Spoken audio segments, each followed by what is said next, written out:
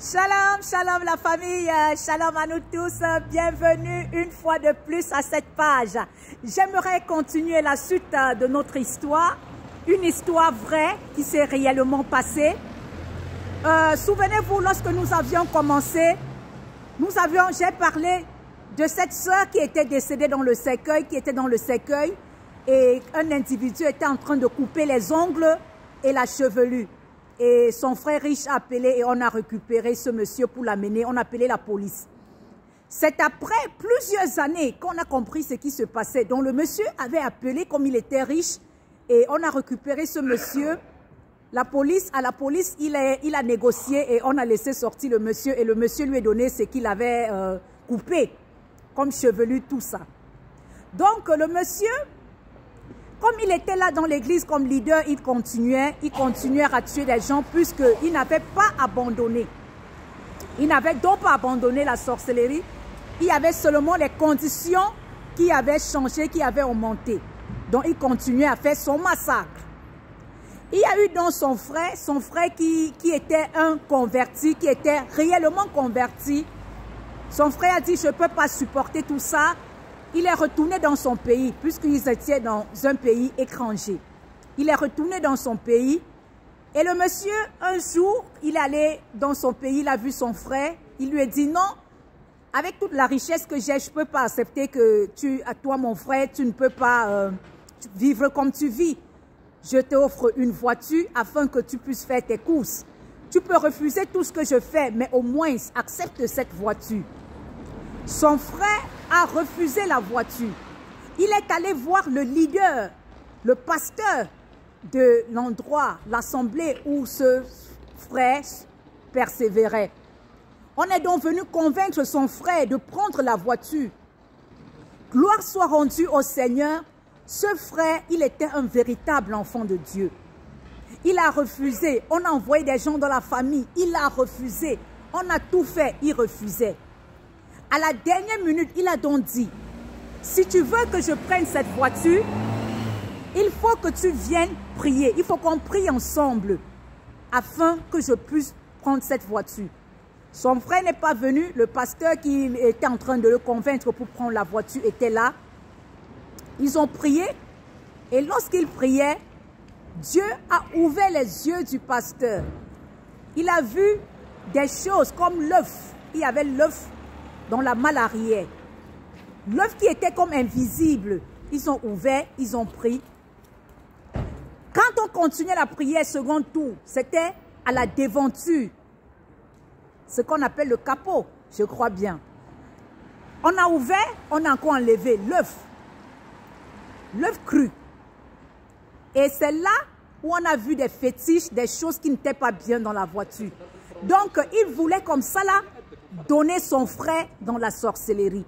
Mais son frère s'est tenu sur le verset où Dieu le Seigneur dit, à quoi sert-il à un homme de gagner le monde entier s'il perdait son âme? Son frère s'est tenu sur ce verset et il a refusé. C'est ainsi qu'il fut sauvé.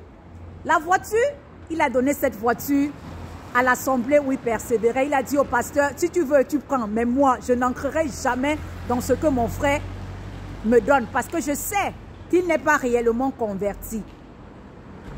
Et bien aimé, cette histoire, c'est pour nous permettre de comprendre que nous devons servir le Seigneur en esprit et en vérité. Lorsque nous servons le Seigneur, on vit dans le péché, on fait comme on veut. Ce sont des portes qu'on ouvre à l'ennemi. Et on ne sait pas qui est qui. Donc, ça ne servira à rien d'être dans l'église bâtiment bien sûr, parce que nous sommes église. Tu continues à visiter les marabouts. Pourtant, la protection qu'un enfant de Dieu a, c'est en Christ Jésus. Mais tu continues de croire que c'est en allant chez les marabouts que tu as la protection. Non. On mentionne du nom de Jésus, tous genoux fléchissent.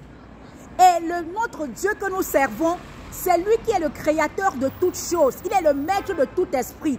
Tout esprit se soumet devant lui. Il n'y a personne qui peut le vaincre.